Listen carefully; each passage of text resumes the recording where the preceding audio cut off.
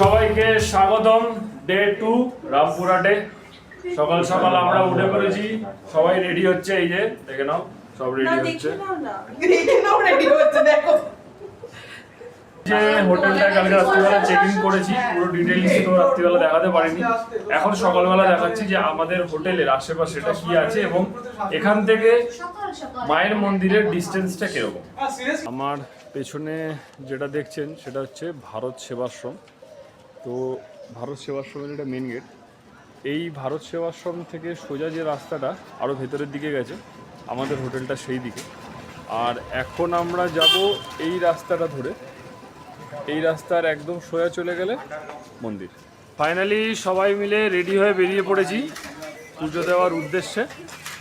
তো আজকে শুনছি নাকি ভালোই ভিড় আছে। এখন দেখা যাক যে আমরা জেনারেল লাইন দিয়ে পুজো দিতে সক্ষম হব নাকি সেই আমাদেরকেও ভিআইপি লাইন দিতে হবে। ভারত সেবাশ্রমের যে রাস্তাটায় আমাদের হোটেল, সেইখান থেকে সোজা 2 মিনিট হাঁটা পথেই এই মেন রাস্তা, আর তার অপোজিটেই হচ্ছে মা তারা সরণি। এই মা তারা সরণি দিয়ে সোজা যদি আপনারা হেঁটে যান তাহলেই হচ্ছে মায়ের মন্দির।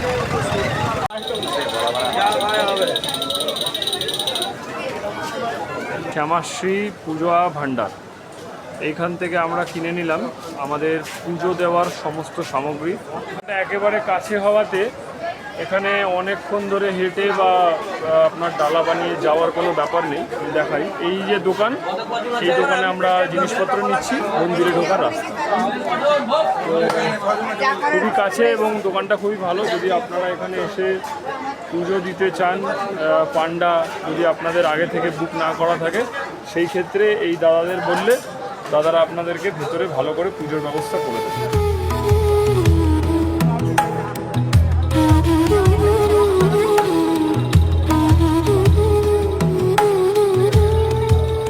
এই যে সবাই মিলে একসাথে এসেছি, আগে হয়তো সবাই নিজের ইন্ডিভিজুয়ালি আলাদা আলাদা এসেছি, সবাই মিলে একসাথে এসেছি। কেরম লাগছে তোমাদের সবাই? একটু জোরে বলো, জয় মা তারা। এইটাকে বলে জীবন্ত কুণ্ড বা যা বলতে পারেন জীবন্ত পুকুর। এইখানের জল কোনো সময় শুকোয় না।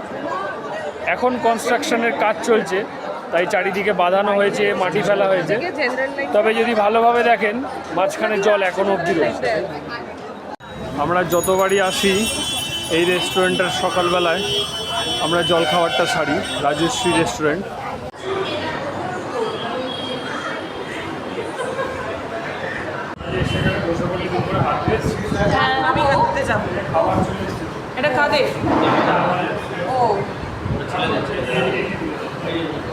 চলে এসছে আমাদের ব্রেকফাস্ট, গরম গরম কচুরি আর ছোলার ডালনা। এখন 8:05 বাজে, 8:05 না, সরি 8:10-15 বাজে। আমাদের পুজো কমপ্লিট, তো 8:30 বাজে পুজো কমপ্লিট। ব্রেকফাস্ট করে নিচ্ছি। ব্রেকফাস্টের পরের প্ল্যান হচ্ছে আমরা এখানে আশেপাশে কিছু সাইট সিইং আছে, সেইগুলো করব। তার জন্য টোটো ভাড়া করতে হবে। তো খেয়ে বেরিয়ে দেখাচ্ছি আগের প্রসেস। আমি টোটোতে উঠে পড়ছি। এখন ব্যাপারটা হচ্ছে এই টোটোগুলোতে আপনি শেয়ারে বা রিজার্ভে পাবেন। কোন কোন জায়গাগুলো এখানে ঘুরিয়ে দেখাবে, তার মধ্যে 7-8টা জায়গা আছে। ভাড়া টোটো পিছু আপনি 400 থেকে 500 টাকা ধরে রাখেন, ডিপেন্ড করছে কীরকম সিচুয়েশানে আসবেন বা কীরকম সিজনে আসবেন। শীতকালে সাধারণত এই সব জায়গাগুলো ঘোরার জন্য আইডিয়াল, কিন্তু আপনারা যদি অন্য সময়ও আসেন তবুও এই জায়গাগুলো কিন্তু তারাপীঠে আসার পর দর্শনীয় স্থান। এই হচ্ছে সেই জায়গাগুলো যেখানে আমরা ঘুরতে যাচ্ছি এখন।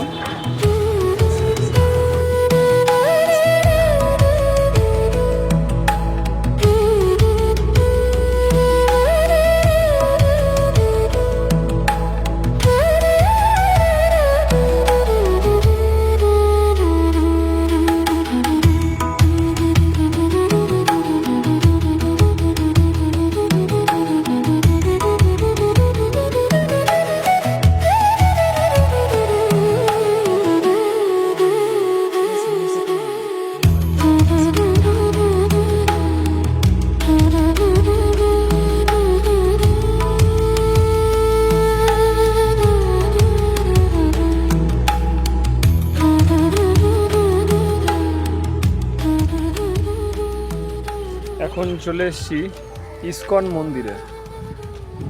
এইটা রামপুরহাট থেকে প্রায় 12 কিলোমিটার দূরে। জায়গাটা অসাধারণ, শান্ত, নিবিড়, চুপচাপ।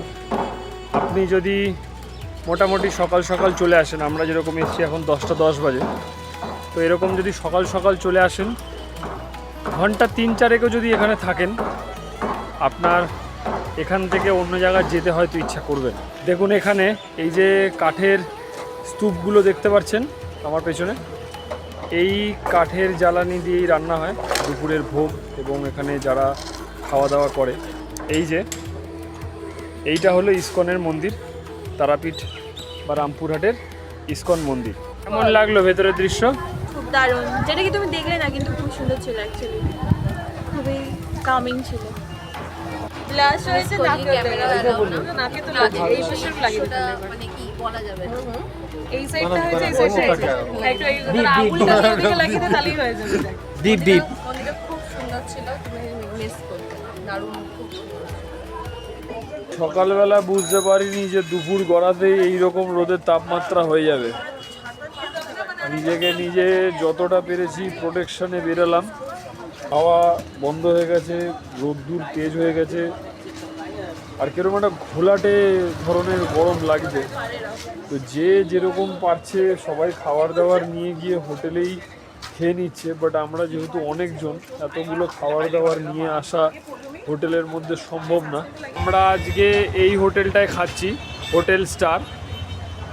ফিশ থালি, এখানে ভাত, ডাল, একটা শুক্তো, একটা আলু ফুলকপি দিয়ে তরকারি, আর ঝুড়ি ঝুড়ি আলু ভাজা আর মাছ। 140 টাকার প্লেট, হোটেল স্টার। এখানে ননভেজ সমস্ত রকম অ্যাভেলেবেল। এখন সন্ধ্যা বাজে 7টা, আর আমরা সবাই হোটেল থেকে এখন একটু বেরিয়েছি কেনাকাটি করবো করে। হোটেলের সামনে এখানে তৈরি হচ্ছে চা, জমজমাট ভিড়।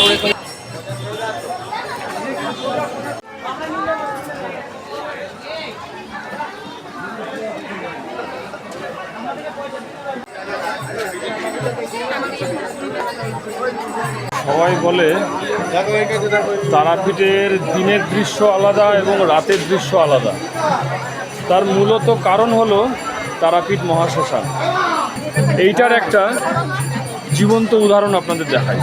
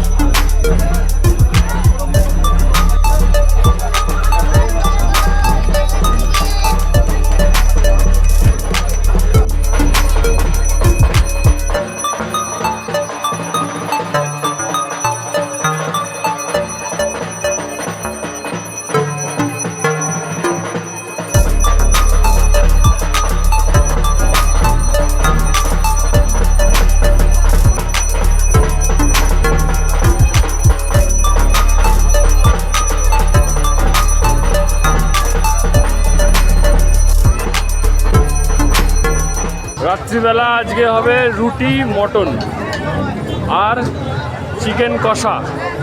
তো এই এত ভুড়িভুজ করার জন্য কোনো রেস্টুরেন্টে যাওয়ার দরকার নেই। এই যে এখানে আপনারা মাংস, কাঁচা মাংস কিনে যদি দেন, তো দিদিরা খুব সুন্দর রান্না করে দেয় আর টেস্টও খুব ভালো।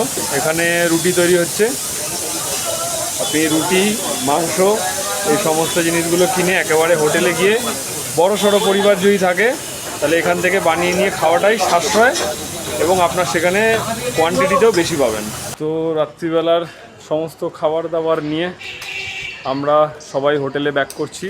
এখন প্রায় বাজে 9টা। এই যে সমস্ত খাবার দাবার, মটন, চিকেন, রুটি আর সেইটার সাথে আজকের মতন দিনটা করলাম শেষ।